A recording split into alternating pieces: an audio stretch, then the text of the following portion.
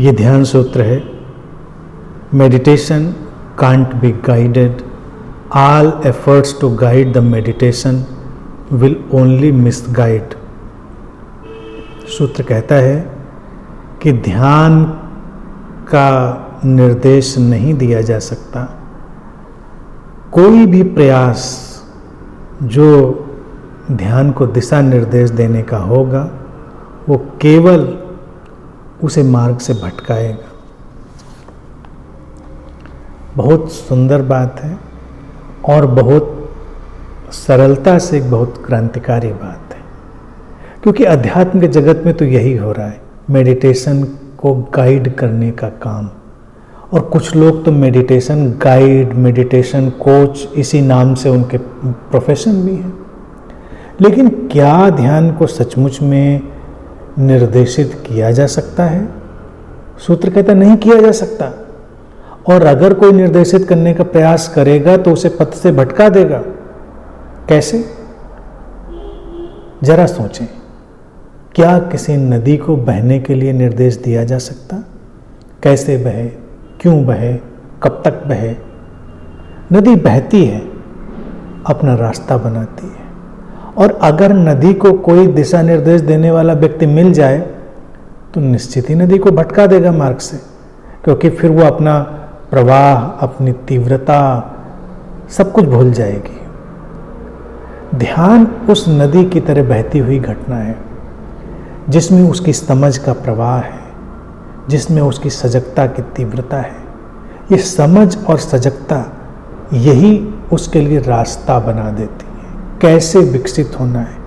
क्योंकि जब कोई गाइड करने आएगा, निर्देशित करने आएगा, तो निश्चित ही वो एक मैप भी रखेगा, मानचित्र भी रखेगा सामने, जिसमें मार्ग भी होगा, मंजिल भी होगी। यहाँ कोई मंजिल नहीं है, मार्ग ही मंजिल है, हर कदम पर मंजिल है। क्योंकि ध्यान तो तीव्रता और प्रवाह का नाम है। वो तीव्रता और प्रवाह जो उस क्षण में है, अगले क्षण क्या होगा इसकी परवाह नहीं। ना कोई बहती नदी इसकी परवाह करती, ना ध्यानी करता है। तो हमेशा इसीलिए सावधान रहना चाहिए। सहयोग लिया जा सकता है, तमाम गुरुओं ने ध्यान के बारे में बहुत सारी बातें बताई, ठीक है, ध्यान को समझाने के लिए बताई जा सकती हैं। लेकिन अगर कहीं कोई ऐसा व्यक्ति मिल जाए जो क्लेम करे नहीं मैं तुम्हें ध्यान करवाऊंगा, मैं तुम्हें ध्यान में पहुंचा के मानूंगा, तो ये वैसी ही बात होगी जो किसी नदी के पीछे लग जाए कि मैं तुमको सागर तक पहुंचा के मानूंगा। तो कितनी विक्षिप्तता की बात हो जाएगी। नहीं करना है ऐसा, बात को समझ लेना है। बात सीधी है लेकिन क्रांतिकारी है। अगर निर्देशन के चक्कर में पड़ेंगे, गाइडेंस के चक्कर में पड़ेंगे तो उलझ के रह जाएंगे। तो अपनी प्यास पर ध्यान देना, अपनी प्यास को प्रज्वलित होने दें। तुम्हारी प्यास प्रज्वलित होगी तो कौन रोकता है तुम्हें प्रकाशित होने से? वो लपटें जो उठेंगी तुम्हारे भीतर प्यास के प्रज्वलित होने से, तुम्हारे भीतर का व्यर्थ जलाएंगी, तुम्हारे भीतर का सार्थक प्रकट करेंगी। कौन रोक सकता है उसको? लेकिन क्या जैसे नदी को कोई गाइड नहीं कर सकता, उसी तरह से क्या कोई आग को गाइड कर सकता है? जलती हुई आग अपना काम करती है।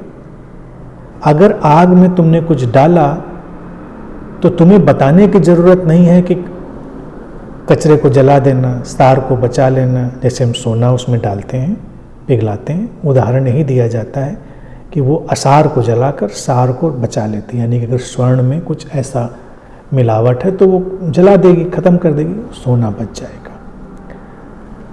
ये गाइडेंस आग को नहीं देना होता है, ये आग का गुणधर्म है। जीवन का गुणधर्म ही है ध्यान की तरफ विकसित हो जाना। ये नासमझी उन लोगों के माध्यम से आती है जो ध्यान को जीवन से काट कर देखते हैं। उनको लगता है कि ध्यान कोई अलग की चीज़ है, जीवन कोई अलग की चीज़ है। ध्यान उसी अवस्था का नाम है जब जीवन प्रखर हो उठा है, जब जीवन अपनी जीवंतता की विशुद्ध स्थिति की तरफ बढ़ रहा है। ये आग की तरह जलना है या नदी की तरह बहना है, इसमें जो होना है वो होकर ही रहेगा।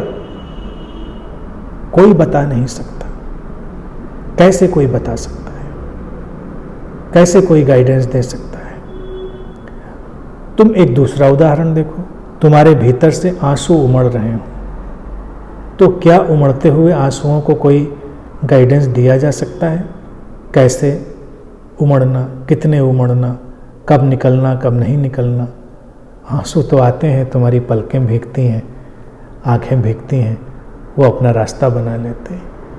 तुम्हारी आंख से बहता हुआ आंसू तक अपना रास्ता बना लेता है। तो इसी तरह से तुम देखो कि तुम्हारे भीतर उठी प्यास अपना रास्ता क्यों नहीं बनाएगी? वो भी अपना रास्ता बना लेगी। आवश्यकता है अपनी समझ और सजगता को तीव्र और स्पष्ट रखने की। ध्यान सूत्रों में अलग अलग कोणों से हमने उसी समझ और सजगता को बढ़ाने का, तीव्रता देने का काम किया है। यानी कि ध्यान सूत्रों की जो यात्रा है, अनेक अनेक ध्यान सूत्रों की जो बात हुई है, उनको अगर आत्मसात करेंगे तो हमारे भीतर की यही समझ और सजगता बढ़ेगी, उसकी तीव्रता बढ़ेगी, और फिर हम एक नदी की तरह बहेंगे, एक आग की तरह जलेंगे, जो अपना रास्ता खुद बनाते हैं, जिसमें किसी भी मार्गदर्शन की कोई ज़रूरत नहीं। मार्गदर्शन लेना यात्रा को अवरुद्ध करना ही होगा, और ये समझाने की ज़रूरत भी नहीं कि अवरुद्ध करना होगा, वो अवरुद्ध हो जाएगा। ये हमारी आंतरिक समझ होती है। इसीलिए जब कोई सचमुच में ध्यान की प्यास से भर जाता है तो उसके लिए कोई मार्गदर्शन मायने नहीं रखता। या फिर दूसरे अर्थ में एक बात और कह सकते हैं जो और ज़्यादा सुंदर है, कि पूरा अस्तित्व ही उसका मार्गदर्शन करने लगता है। पूरा अस्तित्व, सब कुछ। गुरु भी हो सकता है उसमें, लेकिन गुरु के अलावा पूरा अस्तित्व भी गुरु ही हो जाता है। तो उससे सुंदर कोई अवस्था नहीं है। लेकिन विशेषतः उन लोगों से सावधान रहना है जो तुम्हारे ध्यान को नियंत्रित, नियोजित और निर्देशित करने की कोशिश करते हैं। वो ध्यान को करप्ट कर देंगे, ध्यान को समाप्त कर देंगे, प्रदूषित कर देंगे। ऐसे लोगों की ध्यान की खिलावट में कोई आवश्यकता नहीं।